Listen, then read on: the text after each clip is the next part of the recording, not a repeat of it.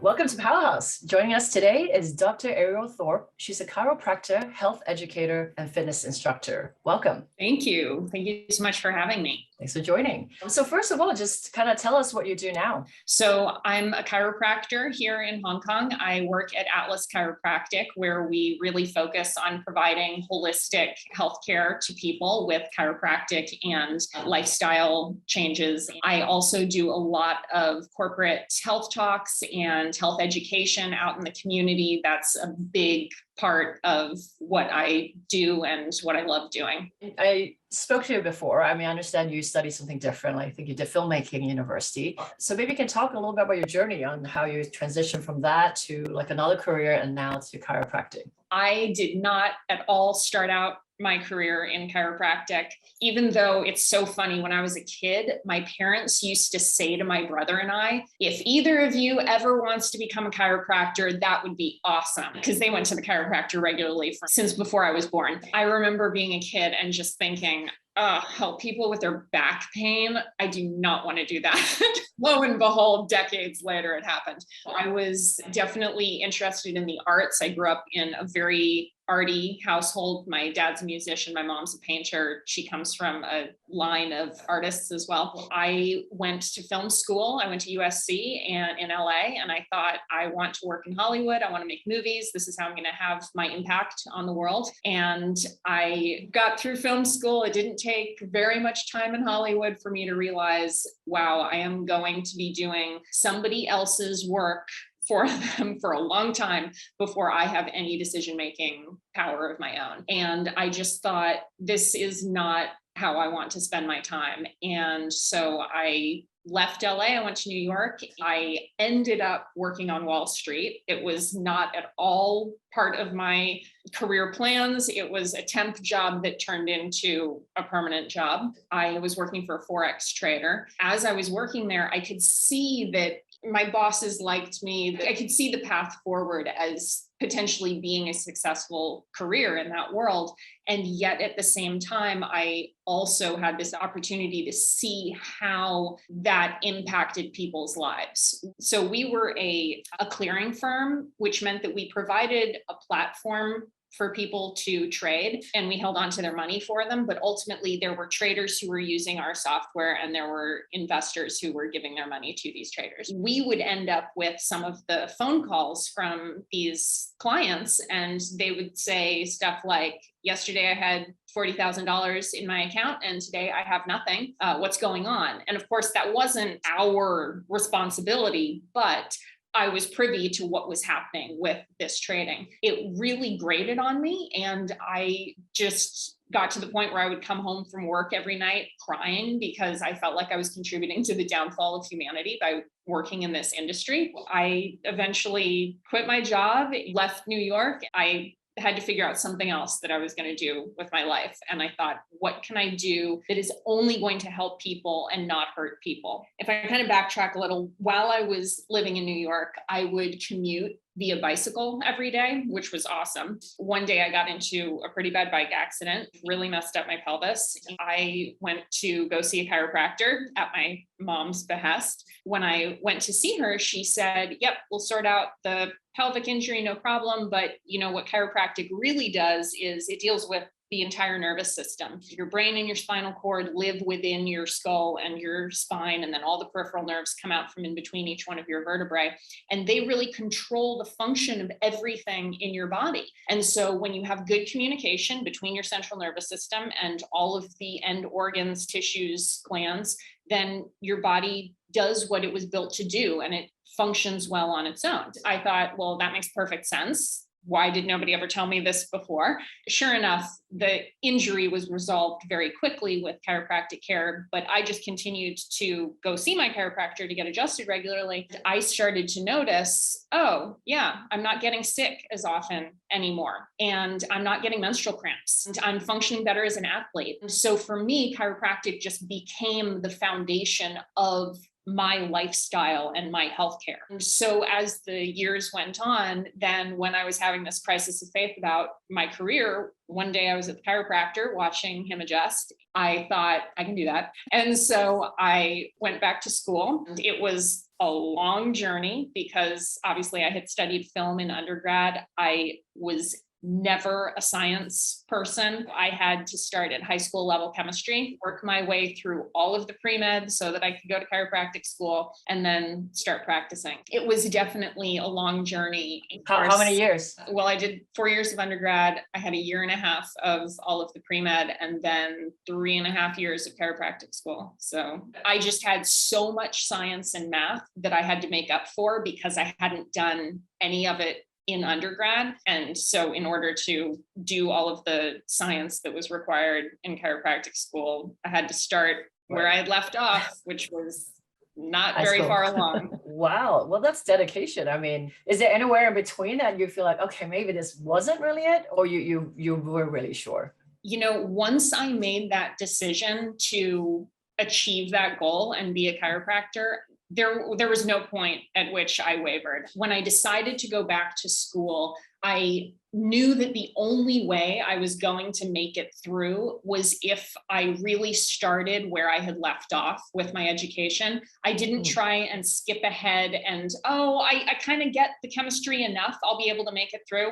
No, I had no compunction about just going and taking a not even 100 level chemistry class at my community college. It was like, no, Ariel, you don't know how an electron works. Start there. Because of that, it made the education so much easier. All of a sudden, learning science wasn't this huge burden that it had been when I was in high school. It was fun and it had a purpose and I had more perspective on the world. And so I could apply it to my everyday life. I think that when I was a teenager and when I was in undergrad, I didn't think about the world in the same way. I didn't have the same level of curiosity about everything that I did later on. As an older person, I cared more about how it all fit in with everything. Yeah, that makes sense. I mean, it's having that reason, right? Because you're right. Like in school, a lot of it is just like, okay, well, you just have to study it, get the grade, move on. So most people are like, okay, I studied something, but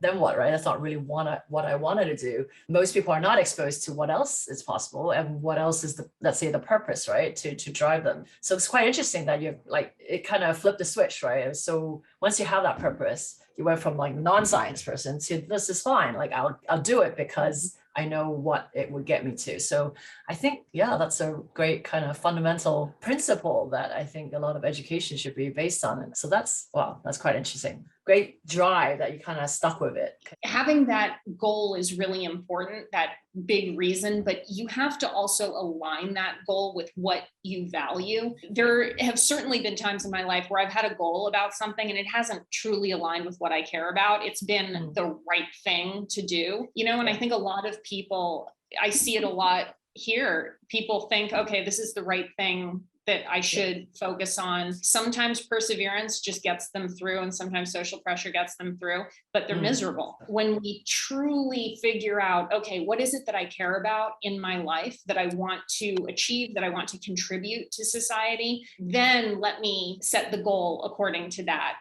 That makes it so much easier then to achieve that goal. Right? It's not just the goal, it's to align it to what you value and what you enjoy, what you then become passionate about. Because once you have the passion, then that drives everything, right? Once you were completed with your studies, was it like a tough path to get into the practice? And is there things that you have to specialize in, or did you kind of move from one area to another area of chiropractic? Well, it's kind of funny because when I first went back to school, I didn't actually want to practice.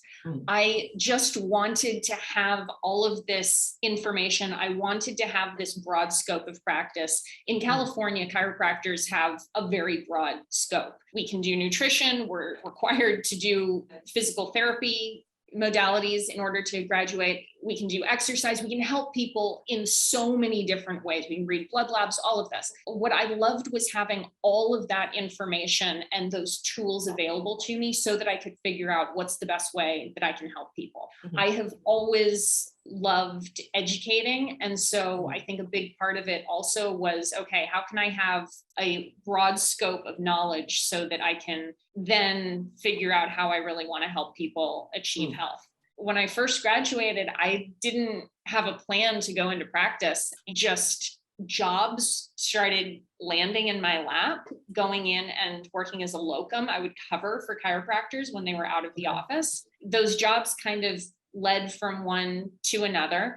Then I got to a point where I started having a longer and longer wait list of clients who wanted to come in and see me. And a lot of them were nervous about getting adjusted and they didn't trust anyone else. And so I would try and refer them to other chiropractors and they wouldn't go. And so finally, when my wait list kind of got long enough, I thought, well, I guess the next thing to do is start my own practice. So then I did that. And so it was almost by accident that I started my practice in San Francisco. And I started seeing people. So I realized as I started practicing that, yes, education is still this hugely important component of anybody's healthcare, right? We all have to be responsible for our own health and we have to understand a certain amount about our bodies. Then when you start providing care for people and you hear people say the care you gave them changed their life and you hear the results that they have, there's nothing like that. It's incredible. And so of course you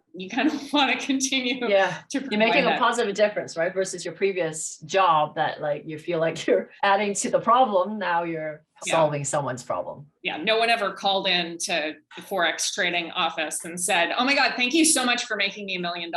Never heard that on a phone call. Oh, that's awesome. How did you make the transition from San Fran to Hong Kong? You grew up here, right? You said. I did. Yeah, I grew up in Hong Kong. I left to go to undergrad and, started my career and everything. I actually was not at all intending to move back to Hong Kong. I actually went to Bali to visit my parents on holiday 2 days before COVID hit America. I was only going to be gone for a month, just on vacation, visiting my parents. Then, of course, the entire world shut down. This was March of 2020. Oh my God. I realized, okay, I'm going to have to wait this out. Well, I might as well go up to Hong Kong, stay with my brother. My brother has been living here this whole time. So I thought, I'll wait it out with the family up there. And so I came up to Hong Kong, months and months went on. And eventually I just got to the point where I thought, I am not going to go back. Things were not looking good in California. I had referred my patients out to see other chiropractors while I was gone anyway. So they were all being taken care of. Right. And so, I closed my practice remotely. I had help from my family and incredible friends to help move all my stuff out of my apartment and ship some of it to me, shipped my cats to me, found a job at a practice here that I love. And I just kind of started a new life here. Wow, pretty amazing that it's done all remotely as well. Yeah, a total COVID story, right? Yeah. But yeah, it's hilarious. I went on vacation and never left. I mean, it's good that you're at least familiar with Hong Kong, and I guess that's the reason you came here. But still, that's a bold, pretty big decision to make completely. My family has wanted me back in Asia for pretty much the entire time that I've been gone. So it was an easy decision to make. I had this family here that really wanted me back. What is the hardest part then, transitioning and starting again your practice here? I was a one-woman show in San Francisco, and I was practicing chiropractic part-time and teaching fitness part-time. And I was teaching Pilates at a boutique fitness studio. I was teaching at Equinox, big gym. Then to move here and focus only on chiropractic, I knew that I did want to simplify my life and schedule in a sense to transition into working with a team and not getting to make all of my own decisions about everything with my work life anymore. Yeah, there was certainly considerations to make and kind of deciding, okay, I'm gonna give up some of the freedom that I had, but ultimately I knew that I really love working with a team. I didn't love practicing by myself in San Francisco. It was great helping people, but the business side of it was not appealing to me in that regard. And so I think that really just focusing on the positives rather than the drawbacks was really important for me making that decision, because I did feel like I was making some sacrifices in a way. It would have been easy for me to get upset about those things, but I tend to be a pretty optimistic person, and I just want to err on the side of finding the solution, finding the best side of things. And so I really honed in on that and focused on that in order to create what I wanted to create here, which was working with the team and getting to help people in a different way than how I did in San Francisco. Another great thing about the broad scope of practice with chiropractic is that you can have a completely different experience going to some chiropractic offices versus another. I think, as with anything, finding any doctor, to go to one random doctor and think, well, okay, I'm just going to go with this one, you're not necessarily going to end up with the experience that really aligns with what you need and what you want. It took a lot of me adapting to this new way of providing care for people. But ultimately, the results that I see in practicing this way are way above and beyond what I was helping people with in San Francisco. So the payoff has been huge. What are the main difference again? I mean, even just the style of adjusting. So when we put our hands on people and give them an adjustment, there's so many different ways that you can adjust a spine. I adjust totally differently now than I did before. And then also the structure of their care. We really focus on specific changes in people's lives. We really look at underlying structural changes that can be made in somebody's spine and measure their nervous system activity in a way that I never did in San Francisco. Even just the different orthopedic and neurological tests that we do when somebody comes in for the first time are different than the ones that I used in San Francisco. I think that what we measure now gives a more complete idea of somebody's entire health versus what I was doing in San Francisco. It's definitely an improvement. I'm so happy with everything that I've managed to do here. Right. And kind of go back to the educating piece. And you said also you do a lot of corporate talks. So maybe you can speak to how you not transition, I guess is additional to your chiropractic practices. So I was doing a fair amount of corporate events in San Francisco as well. I would go in and, do a movement piece for Uber, or, get everybody, as they're sitting through a day of training, I would, get everybody to stand up and let's move together and, team building and let's laugh. But I would also do educational kind of lunch and learns at different startups or corporates. I try and provide what a company needs in terms of, do they think that the ergonomic setup in their office is not where it needs to be, or are people really stressed out and they need some stress management techniques?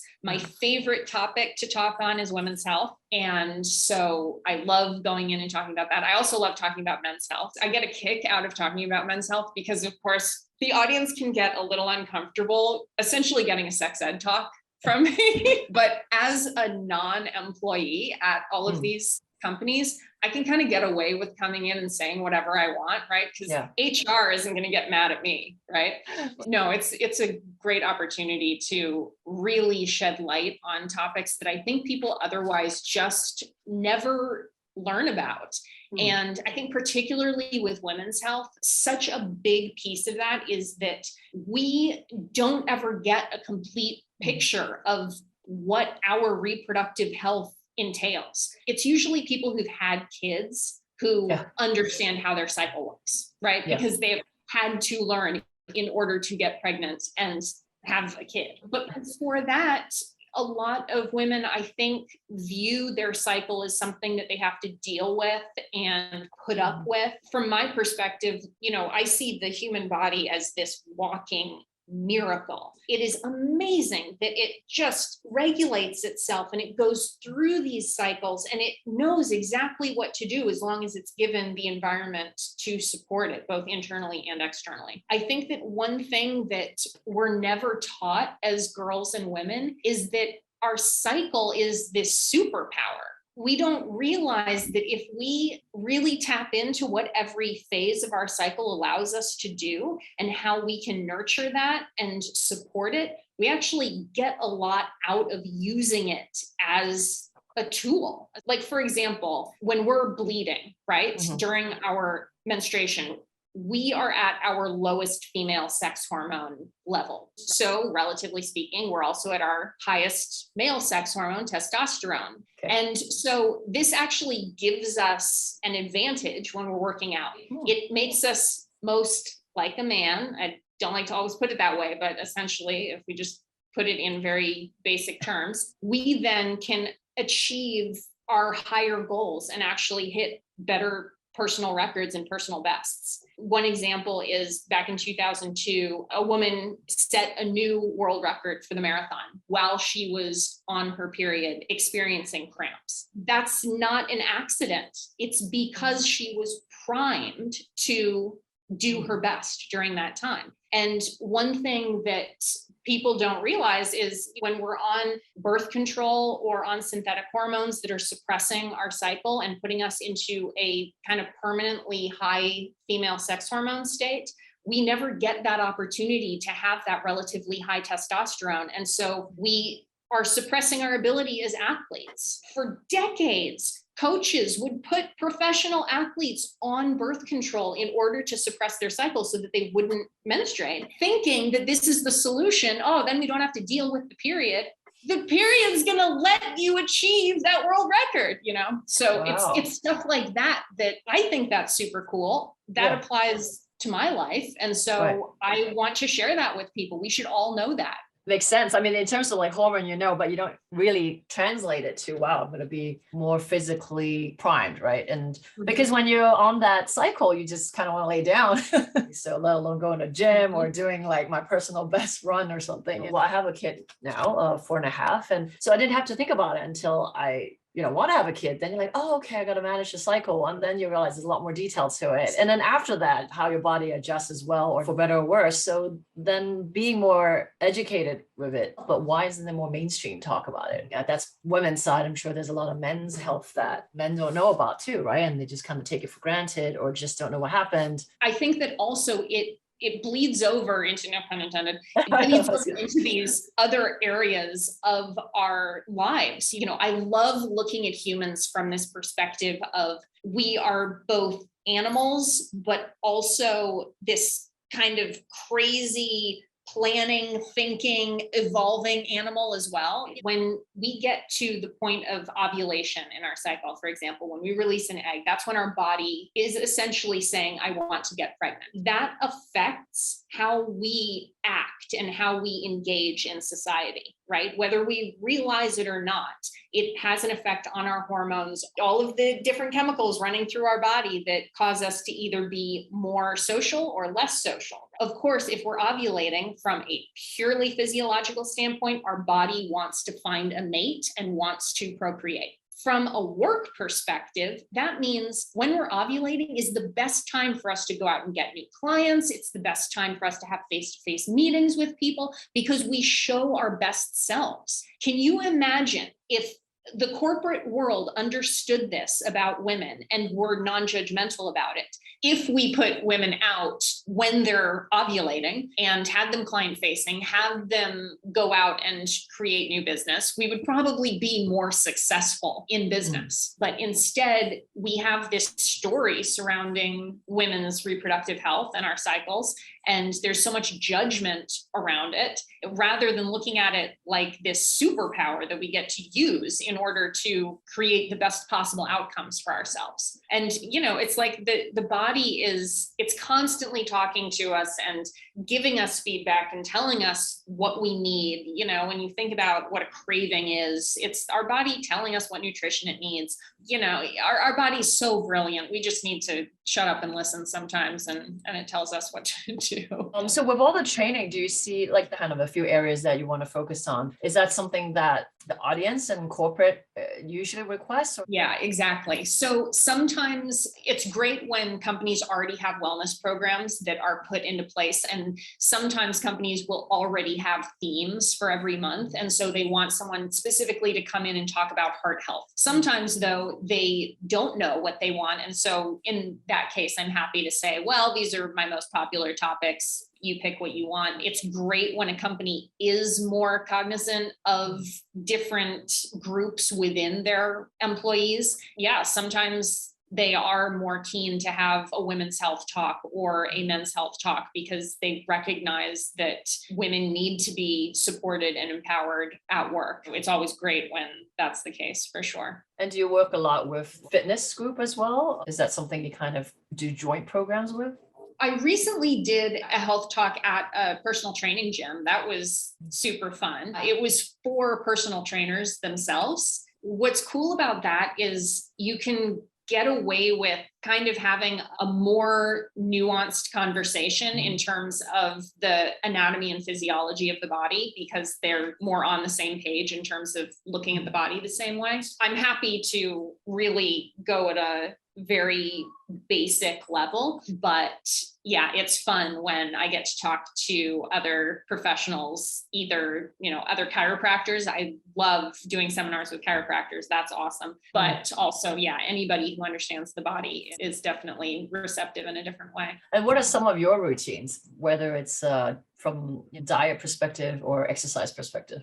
I would say in terms of both, I've kind of spent enough time at this point learning about my own body and honing in on what works and what doesn't work. So at this point, I think that things are pretty routine in my life. I don't have to think about it so much anymore. But from an exercise standpoint, I definitely try and just move my body every day in some way or another. Thankfully, I do a very physical job. And so I am required to move my body. I am physically moving humans on a daily basis. Yes, that works my body, but also because I know that's what I have to do, it forces me to train outside of that so that I am physically strong and protected in my own body so that I can show up and provide that care every day. One thing that was really important to me as I was going through chiropractic school, as we were learning about what plagues the average person, I realized, whoa, if I don't have a strong core, I am not going to sustain myself in practice for 10, 20, 50 years, right? So I better start working on that now. And so found the workouts that I liked doing. I got into reformer Pilates. I did spinning to keep my, indoor cycling, keep my cardio going, weight training, of course. And so I kind of started a routine early on. And at this point now, I don't have to really think about, okay, am I getting weights in at least twice a week? Am I doing some sort of cardio at least this many times a week? Now at this point, I can kind of listen to my body and I know when, I did weights too many days in a row and my body wants to break it up a little bit and I better get on the bike or I better go for a trail run. I like to keep it fresh for myself. So I'll come up with random goals for myself in order to give myself something new to think about. So right now, for example, I'm working on being able to do a walking handstand and the splits. Both are out there challenges for me. Yeah. The amazing thing about the human body is our neurology is plastic, which means that it's changeable. The idea that old dog, new tricks, you can't learn something new, completely wrong. You can learn something new at any point. And I am a testament to that because I can't believe it, but I can do a handstand and I can walk a couple of steps now. Oh, wow. But that kind of helps keep me on point with the movement piece. Yeah, in terms of nutrition, especially when you go through school, you use your body as a little bit of a laboratory and you test out a lot on yourself. You'll learn about, ketogenic diet, let me try that out. Paleo, let me try that out. Fasting, let me try that out. All of those things. And you sort of go through all of that and see how it affects your own body. And so at this point, really, I take an approach of making sure that, I'm getting enough protein in my diet. I know that I need a certain amount of that if I'm going to sustain myself through the day and keep my energy level relatively level. And then, of course, staying hydrated and not eating a crazy amount of sugar. Sugar just totally throws our body for a loop. It is so bad for us. I'm definitely not a don't eat anything bad for you ever type person. That'll drive most people crazy. But in general, I try not to overindulge in things that aren't bad for me. Wow. Yeah. Sugar is the toughest. Everybody knows it's bad, but I guess it's conditioning, right? If you start off young and have it all the time, then it's just kind of part of the diet. There's a really cool book called, I'm blanking on it now, it's by Robert Lustig, The Hacking of the American Mind. Essentially, it's about dopamine. It's about our response to sugar in our diets, but also stuff like our phones and anything that stimulates our dopamine response. Man, it is fascinating. And it's definitely, anybody can read the book. It gets a little sciencey at the very beginning. If you can get through that first chapter that really goes into the molecular biology, then it becomes much easier as the book goes on. But it explains why we get so addicted to sugar and how it really messes with us on so many levels. So yeah, it's a good read. Wow. It's just so annoying. Why does something taste so good? It's so bad for you. Yeah. So much out that's there, why right? we have fruit. Fruit is sugar with the fiber and the vitamins. I get it. A raspberry is not an egg tart. I know, but give it a shot. That's cool. And good to know that, old dog can still learn new tricks, because that's something that's good to have the small goals as well. I think that's really helpful even as a general tip to kind of like set something small but attainable and then just kind of go for that. Yeah. I think I need something like that. It's been dropped off my fitness chain for a long time. Try to get back. I try to stay active, as you say. I think that's a key thing. I just walk around a lot, definitely, but obviously it's not a balance, right? So there's other parts that kind of need to work on, like, as you said, like the core.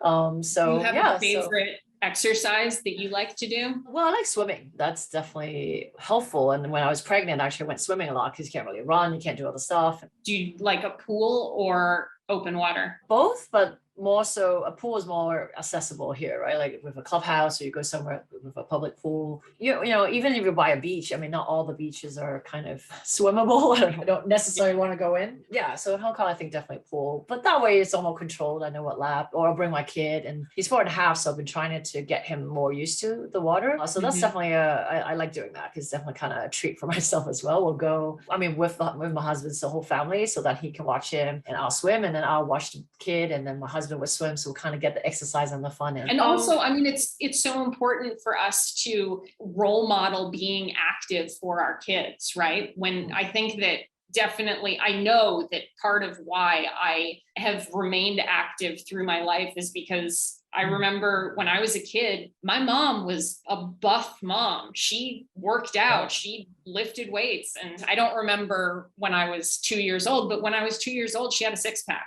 Wow. That's incredible to me. Yeah. That is. And so, I think that growing up knowing that is something that is achievable, that doesn't need to be let go of, is important. So props to you for going to the pool with the whole family. That will make a difference for your son. Thanks. I try. That's the only gotta do more, but definitely, swimming, water sports, and all that helps. Makes it easier. I'll try to do the rest. But that's great to hear, like, to have the role model, and that makes sense. And I've always been active as a kid, so I think that helps and kind of propels it. So that's awesome. Any kind of latest learnings? Because I know you sound like you're always learning. You're the type of person to kind of absorb a lot of information, find out new things. What is the kind of the latest learnings for you? Man, so much lately has been around COVID, right? Because that has really dominated a lot of the research that comes out. When you go on PubMed, as I like to do, just to peruse what's the newest trending piece of research. A lot of it has to do with COVID. And like anyone else, I also have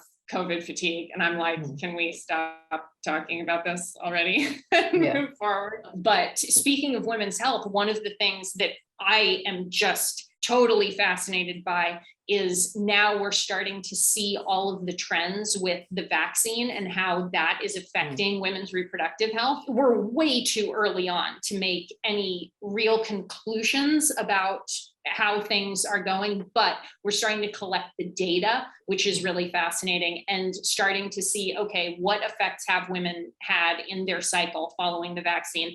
And then also, where in their cycle were they when they received the vaccine, and how did that then affect their menstrual cycle? And all of that is just so fascinating to me, because obviously I think that us understanding our cycle is super important. And then, as with any medical intervention or holistic intervention for that matter, we need to pay attention to that as a fundamental part of women's health, and then what decisions we're making. And from a public health standpoint, for sure, but also from a clinical standpoint, for sure. You know, what recommendations am I as a doctor giving to my clients? I love to stay up on all of this. The biggest statistic that I have learned recently is that women who are menstruating, who are still on their cycle, up to 66% of women had some effect following some irregularity in their cycle, whether it was heavy bleeding or a delayed cycle, more cramps following their vaccine. And then the other one that was totally shocking to me. I mean, I've heard all of my clients come in and they tell us, yep, didn't have my period after I got it. So I knew to expect some percentage around that. But the one that was really surprising to me was there was this one study, and it showed that 70% of postmenopausal women had breakthrough bleeding after getting the vaccine, which was fascinating to me. I hadn't heard as much about that from our clients. So, which may just be indicative of the clientele that we do see more menstruating people than people who are in menopause. But yeah, that's been fascinating to me. That is interesting. That's probably kind of quite surprising and scary for those who are already post-menopause. It's like, what just happened? This is how we learn about the body. This is how we learn about health. It's just a matter of paying attention and then applying it in the future, right? Like, let's learn something from this experience, please.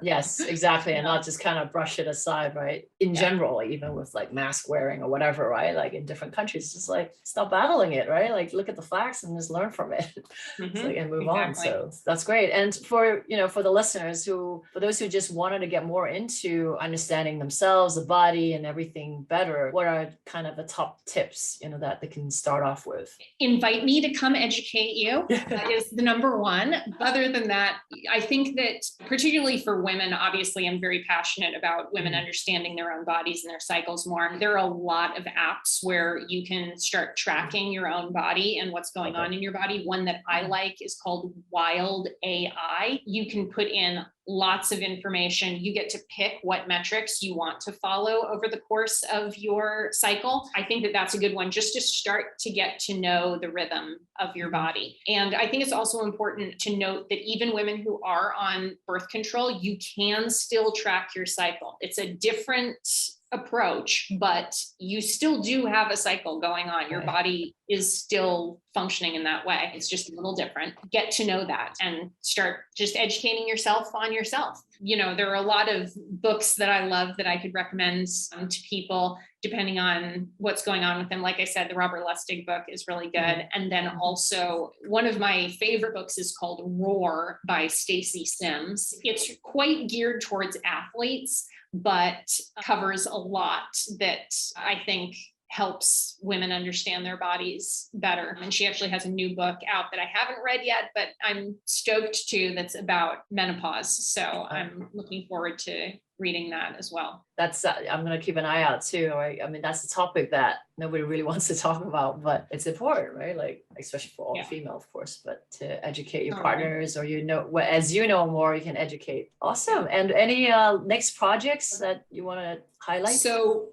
right now I'm still focused on practice and going out and doing as many corporate wellness events as I can, but I'm writing a book right now, and I'm really just focusing on entry level, what you can do to improve your health. I think that it's really not rocket science to create a healthy body. Generally, if you ask someone, what should I do to be healthy? They're going to say, pay attention to your nutrition, move your body, don't do the things that you know are really bad for you, don't smoke and don't drink too much. Okay.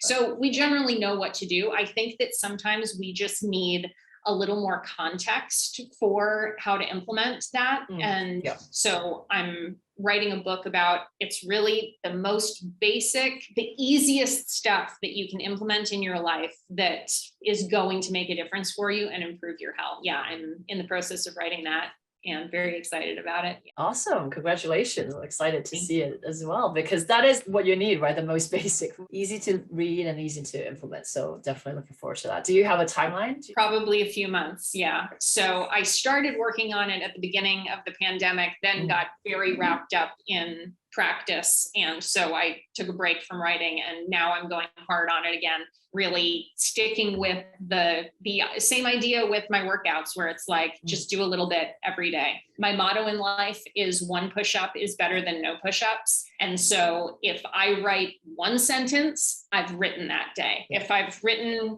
1,000 words, I've also written that day. So yeah, as long as I get something in every day, I know that I'm on my way to achieving that goal. And with that, we'll end the session with that. Thank you so much.